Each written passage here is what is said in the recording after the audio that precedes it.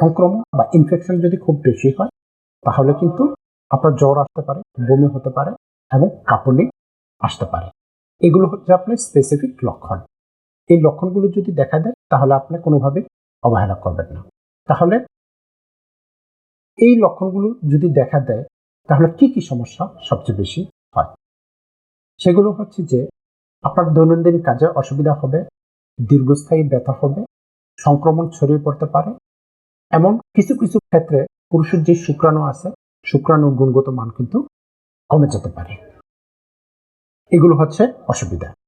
এখন আসি যে আমরা কখন ডাক্তারের শরণাপন্ন হব।